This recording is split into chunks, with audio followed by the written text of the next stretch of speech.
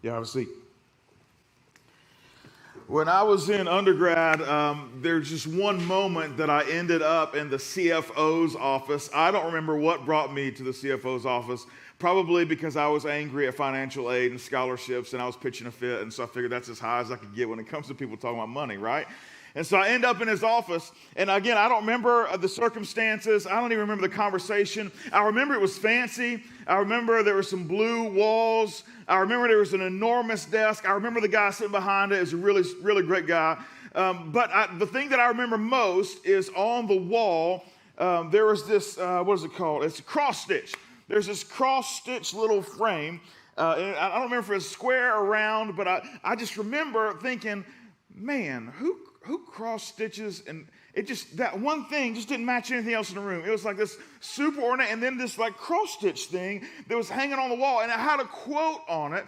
And I remember that quote. It's the first time I'd ever seen it. I'm not sure when the guy who said it actually said it for the first time, but I'll never forget the quote sitting there in that office, taking a look at the wall and looking at someone. I don't know if it was mama or his grandmama, or maybe he went to, I don't know, Michael's and bought it cross-stitched already. I'm not sure, but I'll just never forget it. I'm going to share this quote with you. Here it is. You ready for this?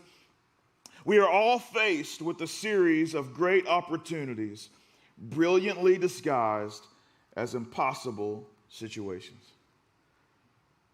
We are all faced with a series of great opportunities, brilliantly disguised as impossible situations. This morning, I want to take a look at a moment in time in the history of the people of God. And I want to dive into this moment in time in the history of the people of God, and I want to dig around just a little bit. It's a story that if you were with us 4 months ago, you're like, man, are we already back to this story again? Like we just talked about this 4 months ago.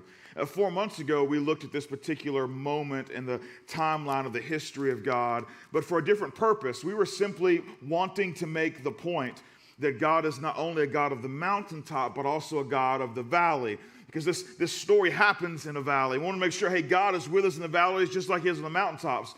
But we didn't dig deep into one particular part, and I think that's what we've got to get to. Again, remember, our preface is this quote, and this is actually another pastor, Chuck Swindoll is the guy's name who actually said it. I think it's just brilliant. I'll read it to you again. We are all faced with a series of great opportunities, brilliantly disguised as impossible situations. The story we're going to look at this morning is in the Old Testament. The Bible is broken up into two distinct parts. The Old Testament talks about the story of the people of God and how we got to Jesus. And then the New Testament takes over and says, hey, from the beginnings of Jesus on to the birth of the church, that's where it's at. So this particular story is going to be in the Old Testament, the first part, that's giving us a description of how the people of God came to be and how we eventually get to Jesus. This particular book is called 1 Samuel. Samuel was a pretty special guy that did a good bit of speaking towards the people of God on God's behalf. And he, in particular, writes about one of the most famous guys in all the Bible, a guy by the name of David. He ends up being the greatest king for the people of God. And just in terms of victories and what he accomplished, all those things, this guy was hands down just a rock star of king of kings, right? Those kind of guys. Well, there's this one moment long before he's king where he's a boy. He's just a tiny little boy.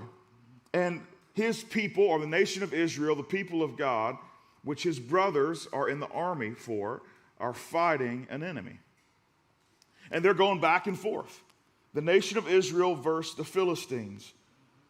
There's this valley that they're in, and this is what we talked about 4 months ago, the valley of Elah. There's two mountain ranges, and then there's this valley where this battle is going to be fought. And in the middle of this valley, every single day, there's a guy by the name of Goliath, and Goliath is described in the Bible as a giant, this enormous guy, this just huge, enormous guy, right? And he's a giant, and he comes out every day, and he taunts the people of God. He stands up in front of them and he just says, hey, here's the deal. I'm going to give it to you straight. You send your best guy and I'm going to be the best guy from my side, and we'll just fight it out. Whoever wins, we can just save the bloodshed, just one-on-one, and then whoever wins, the rest of the team, right, the rest of the nation, you lose. And so every single day, that's what he did.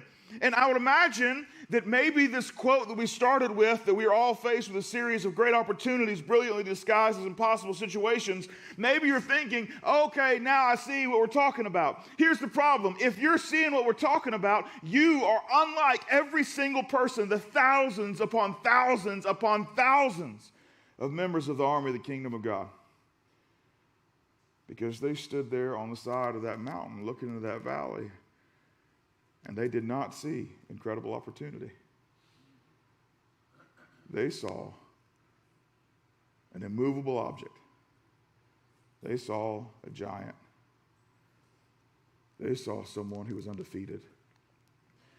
They saw an impossible situation. And because of the way they saw it, they were paralyzed. They can do anything. They didn't know what to do except for stand there. And every day they stood at attention just in case that army happened to charge as this Goliath is giving this speech. And so they stand there at attention ready. But sure enough, the speech is really just the speech. He comes out and he waits, and nobody sends anyone his way. Goliath is described as a giant, but he's also described as a champion. This particular type of champion is hand-to-hand combat. He's undefeated. He's whooped everybody who's ever come at him. And so you've got this impossible situation, this giant, this undefeated champion standing there in the middle of a field mocking them. And so this little boy named David shows up. And David is there on a mission. His brothers, 3 of them, are serving in the army.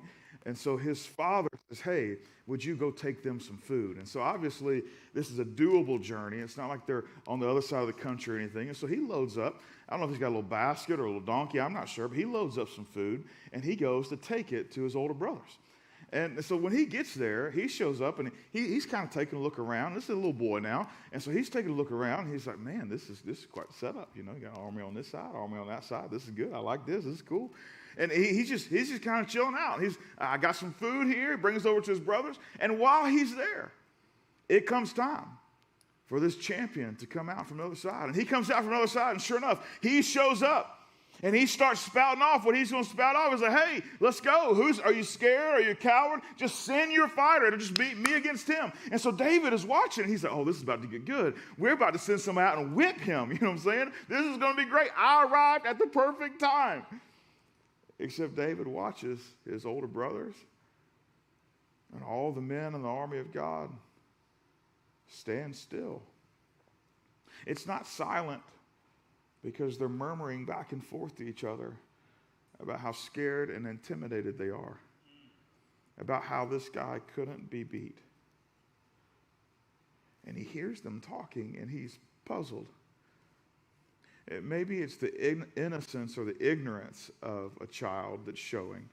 Because in his mind, the way he's been brought up is that once God kind of reached down and said, hey, these are my people, that he made a promise. And with that promise comes the ability to survive and eventually become a nation that has land and some prosperity with it. And so with that, he's thinking to himself, he's like, oh, hold on. At home, my dad always says that God's got us. At home, my dad's always talking about how God chose us to do something even bigger than ourselves, that the Messiah, the Savior of the world, would come from our families. That's what my dad says. So that's past this battle. So why are we so afraid? I mean, yeah, we don't know how it's going to work out, but we for sure know that it's going to work out. And I'm sure he's like sitting there thinking to himself, he's like, this just doesn't make sense, because I trust my dad, and my dad at home has raised me this way. And in fact, when we sent our brothers off to war, off to battle, we sent them knowing with full confidence that God's got them, that God has made a promise to our people, and so we have confidence in that. And then I show up to where it's actually happening, and I'm looking around thinking, did none of you get the same lessons at home? Did none of you listen to Dad? He's even talking to his brothers. And it's like, what happened? what happened with the three of you? Now, his brothers don't take that very well. They actually are like, why are you here? And then they accuse him. They say, you're here just to watch people die. You just want to turn on the TV, find an action movie, and sit on the hillside with some popcorn and just watch the bloodshed. That's what you want to do, and you should not be here. So David, he's having that conversation with his brother, and he realizes, like, I'm an older brother. I know exactly what it feels like to look at my younger brother and say, you don't know what you're talking about, little kid. You know what I'm saying? And so I know how it reacts. My little brother just looks at me sometimes. He's like, okay, all right, you do you, little brother, older brother. And he just goes and talks to somebody else, right? And that's what David does. He hears from his little brother. He's like, okay, gotcha. So he just goes and talks to another soldier. And he's like, so tell me what's going on here now? Well, eventually David has heard enough. He's heard enough, and he decides, well, I still believe. And so he actually gets called to the king, a guy named Saul, King Saul. And he gets called into the king's chambers, and he has a conversation with him. And he's just like, look, if none of y'all are going to take care of this, I'll do it. And he's looking at him like, you're a little boy. This is cute. This is really cool. This is neat. Let's take a picture. Let's selfie it and say, man, this brave, our future is bright. And the army of the king, let's do a little, that's kind of what I'm picturing him kind of saying. And David's like, no, I'm serious. And when the king realizes he won't be deterred, the king tries to equip him with his own armor and all that kind of stuff. And it doesn't work. He's a boy, and Saul's a grown man. And so that's not going to work. And so David just is like, I'm just going to do what I do, And so David goes and he decides to say, you know what, number one, let's identify something. There's an obstacle in the way, and this obstacle is an unexpected giant. You see, what everyone else saw as an impossible situation, David saw as a great opportunity.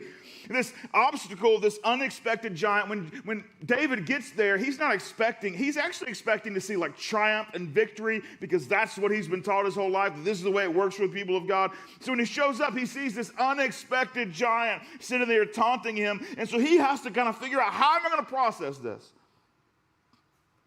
This giant's enormous, he's intimidating, he's undefeated. No one had a plan for how to defeat him. There's no film to watch to figure out what his weakness is. And so he had to have a response. And the response, first of all, was faith that God's going to honor his promise. The second thing is, he just decided, well, how is God going to honor his promise? And this is important, so pick this up, church. When he said, how is God going to honor his promise?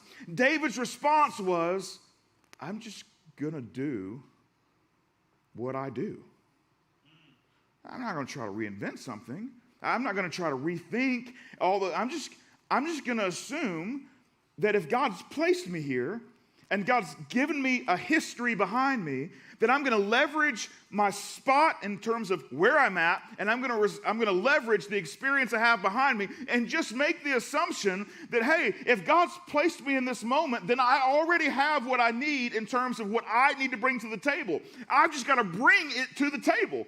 I just got to bring my experience to the table. I just got to bring the things that I know how to do to the table, and then God takes care of the gap in between where I need to be and what I need to accomplish and what I have to offer. And so he just jumps in. He just says, well, I've got a staff, and I've got a sling, which when I'm thinking of a sling with a little boy, the first thing I'm thinking of is like a pellet gun. That's what I'm thinking, you know what I'm saying? Obviously, in this particular situation, it's more than a pellet gun. But that's what I'm thinking. Like, this little boy shows up, and he's got a stick and a pellet gun. He's like, let's go to town.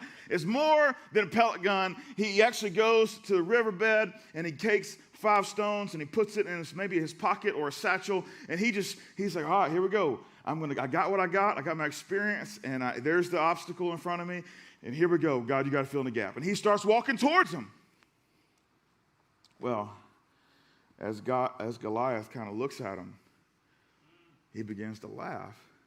And in fact, he kind of pulls one of them old man moments, you know what I'm talking about, before you put your contacts in. I wear contacts. I don't know if y'all wear contacts, but maybe not everybody's as poor-sighted as I am. But before you put your contacts in, you see something, you're like, what did that? What did that say? You know what I'm talking about? You squint your eyes, you know what I'm talking about? And then when you get close enough, you can actually see. That's what I'm picturing Goliath doing. Because it says he has to get closer. He's like, who are they sending out here? Because the guy's so tiny. As he starts to come from the other side of the line, I mean, David's itty-bitty compared to the enormous grown men soldiers standing there in line with shields and spears and swords ready to go if the other army charges. So he sees this tiny little guy, and I'm sure in Goliath's mind, he says, well, maybe they're sending a messenger, and he's just quick enough to like dodge my fist when I go put it through his face, right? And so he's just looking at him, and then he realizes, no, this kid's coming to fight. And then he even says, Goliath says in the Bible, Goliath says, do you think I'm a dog that you come at me with a stick? Is that what you think I am? This champion, this undefeated champion, says, do you know who I am? Now, I think this is pretty interesting. And notice the way the world works. The world stands there and says, I suggest you know who I am. All right. But David, he's not really concerned whether Goliath knows who he is or not. You know what David's concerned about? Let's reverse. David, in one of his conversations, actually looks at his brothers and says, do you know who you are? We're the people of God. And they need to know who God is. Not who we are, but they need to know who God is.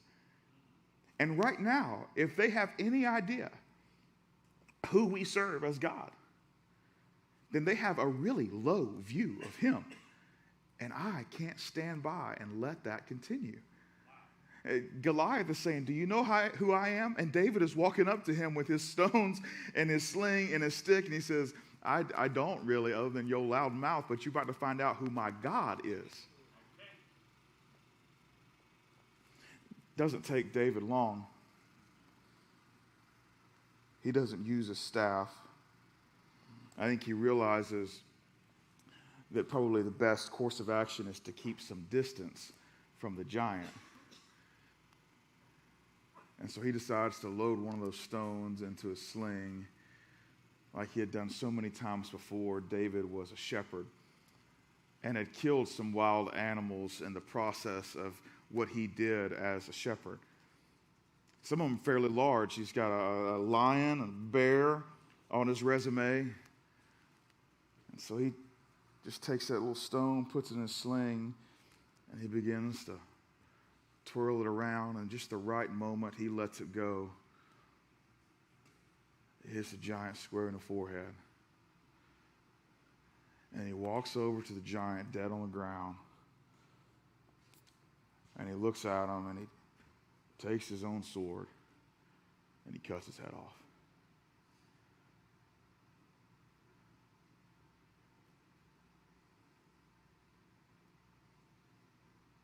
Every once in a while,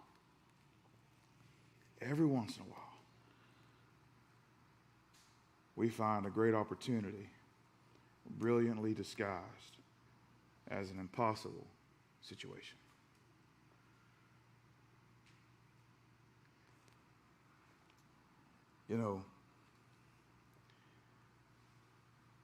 I think when we talk about this quote from this old preacher, I think there's so much wisdom in it. But I do want to be careful. I don't want us to get the idea that we're supposed to be ambulance chasers as followers of Jesus. Like, let's get up in the morning and let's go look for the impossible just so that we can have, something cool to do. You know what I'm saying? Like, that's not what we're trying to do. That's not what we're about. But I do think it's a mindset that ought to be given inside of our households, inside of our families and our closest friends, to have some real legitimate conversations. It's a mindset that gives us a bit of grit. It's a mindset that gives us a bit of tenacity. It gives us staying power, gives us some resolve. It gives us the ability to overcome. Now, this is where it gets really important. The story is great. It's a historical moment in the history of the people of God that eventually actually sets David up as someone who will eventually become king. And so while David doesn't know that impossible situation is actually an opportunity for him to be known as what he will eventually be known as a champion himself, what David doesn't understand in that moment, what David doesn't quite get, What David did get, though, was the story we talked about in terms of David being at home and saying, hey, guys, how have you missed the rest of this? And that's simply this. Before any of this happened, before the Philistines and the people of God went to war with each other, before Goliath ever showed up on the field, before he ever started taunting the people of God and God himself, before he ever found his brothers scared to death sitting on the sidelines, before any of that, life was good. Life was good. And while life was good, David still had faith. While life was good, David poured in to what God wanted him to be. While life was good, David decided, I'm going to put God first. In other words, faith, when life is good, matters.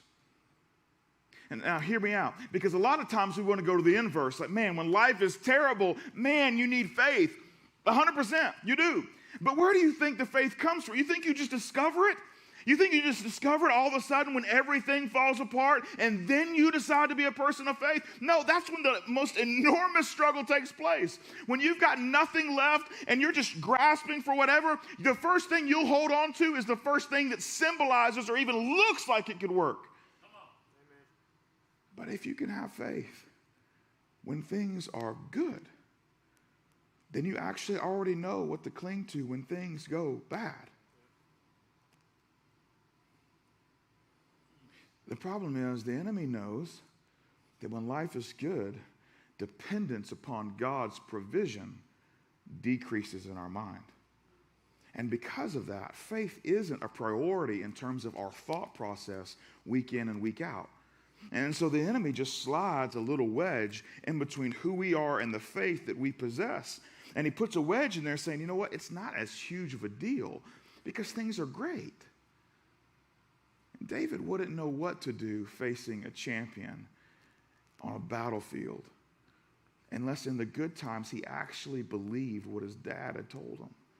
And in fact, if it wasn't for the good times when David actually believed and had faith that God is everything that we need, that we're chasing after his plan, that he's the one that's leading us, if that wasn't a decision that he had made in those times, it wouldn't have translated into the rough times. Now, don't get me wrong. If you are in a place right now where you're like, man, my world is falling apart, it's doable to find faith. It's just difficult also to find faith. It would be so much easier. I don't know if easier is the right word. It'd be so much more, you'd have a little bit more confidence walking through the difficult times. I don't think that translates to easy, but confidence walking through the extremely difficult times in our lives. If right now, in the positive pieces of your life, you could have the discipline to find and hold on to and practice faith. Because here's the truth. All of us have rough times coming if we're not already in them. In the backside of what seems to be the worst of the pandemic here in Coweta County, where thankfully, man, where our numbers are trending in a pretty decent trend, direction. Man, this past year has been rough. But as things kind of begin to change a little bit to have some semblance of what pre-COVID was, as some of those things kind of leak into our lives, not just in our personal lives, but as a community-wide, as it begins to have some symbols, like, man, this reminds me of what was. As that begins to happen, and you begin to feel a little bit more just like, man, this is good. I'm out. I feel better about being out. All of those things. Let me encourage you in this moment to practice faith, to work out your faith, to work on your faith. I don't know if it's another pandemic, but something else will inevitably come. For those that live within a few miles of here, it was an F4 tornado. There's always something on the horizon. Faith, when life is good, matters.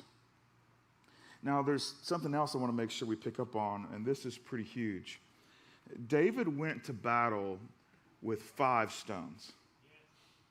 5. Now, so I want to make sure we realize this is a little boy who says, I've got so much faith from the good times that now I'm in a pretty sticky situation. I'm going to walk forward in faith. And so he's got so much. I would say in this moment, he probably outfaces us all, right? He's going to go up against a champion. This kid's never fought in a battle in his life other than with animals, right? But this is a different thing. There's still thousands upon thousands of soldiers lining up behind this champion. It's an intimidating situation. And so what does David do with all of that faith? He gives himself 5 chances. Now, you might have said, well, if he's got so much faith, why did he just take 1 stone? Man, let's not romanticize faith. Let's not paint a picture of faith like it's this perfect thing that at the end of the day, if you hold on to it, everything just falls into place. That's not the way faith works. That's not the way God works. Now, David says, at the end of the day, I'm not sure how God's going to make this obstacle overcomable. I don't know. I'm not sure. So I'm going to get prepared how I can get prepared. And then I'm just going to say, God, you want to use stone number 1, stone number 2, stone number 3, stone number 4, stone number 5. He breaks my stick and I put it in his heart like a vampire. Whatever it is, I'm bringing what I got to the table. However you want to do it, God, I'm fine with. Just know I'm showing up because I know you're already here.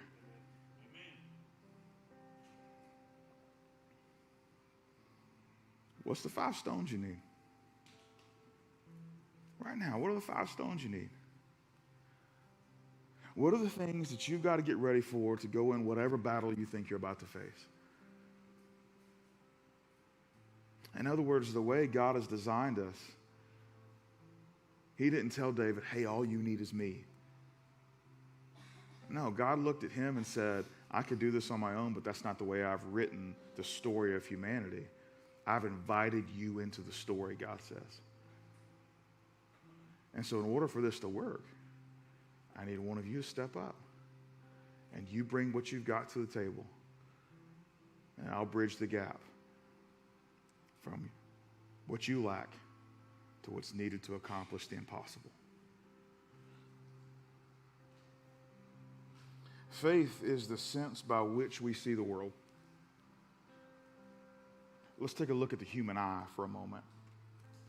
The images we see are made up of light that's reflected off of the objects we're looking at. Light enters the eye through the cornea. It acts like a window on the front of the eye, allows that light to come in.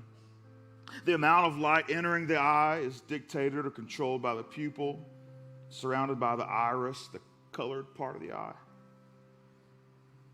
But because the front part of the eye is curved, it bends the light, and it creates an upside-down image.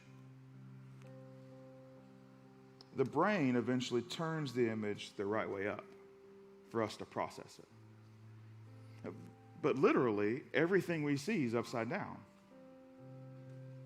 But there's something else behind the eye that puts it right side up. For us, that's faith. That's the only way that you can look at an impossible situation and then recognize it's actually a brilliant opportunity. Faith has the ability to take that impossible situation and flip it upside down. Faith is what does that. Now, I'll tell you, there is a crew of folks in particular that has had to work their faith to the bone over the last year. And it's teachers. If you're new to Foundation, we are enormous supporters of educators here in Coweta County. And this past year has been one unlike any other. And teachers have turned into IT specialists. They've turned into film producers. They've turned into like morning talk show hosts. They've had to figure out how to connect and communicate with a kid that honestly, the very best way science proves over and over again is to get as close as possible and be as personal as possible. And they've had to do it in a way where the only thing between them and a kid is a screen oftentimes. And then if they are in person, there's masks on and sometimes plexiglass in between them, and they're attempting to connect. They're trying to figure out, how do we move this? And if you're a great teacher, and I know, honestly, let's just be real, we are not participation trophy kind of church. There are great teachers, and then there are just people like, hey, I just need a paycheck. That's what mama did, and so I guess I'll give it a shot. That's fine. You do that. Maybe you can become a great teacher. Pay attention to the great teachers in your school. If you're not one of those, let's lift you up. But man, if you're a great teacher, if you're one of those teachers, and this is how you know if you're a great teacher or not, it's not about the job piece. It's not about the scores on the test holistically. It's 100% about the kids that are standing in front of you or sitting in front of you or on a screen in front of you. And it's not so much do they learn everything that you spew out, but it's do they learn that they have value and they have worth and they can depend on an adult in their life to be consistent and a positive role model, to believe in them and inspire them to be something better than what they are currently in this perfect little world that they're in where they're just naive to everything at the moment. Man, that's a great teacher. And then there's even a next level teacher when faith gets involved, because it takes you beyond anything your job could ever ask or require of you. So it's not just that you're looking at a student and hoping that, man, they pass a milestone, or man, I hope they stay out of prison. But it's, I pray for my students, that God has heard their name out of my lips.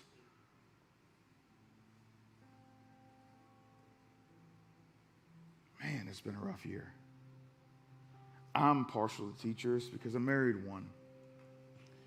And I've watched her all year do her thing and do what's not her thing to try and do her thing. I know it's been difficult. And I know that everyone is hoping, wishing, praying that next year could be different. I know teachers this year have upped their game in the grit level. I know this year that teachers have upped their game in the mental toughness department. And today we want to honor your battle with a giant. A giant that when you walked up, you didn't see it coming. Yet you looked around and said, well, these kids can't just sit at home and figure things out on their own. So I'm going to bring my A game. And even when your online game was a C game, you tried to figure out, how do I make it an A game?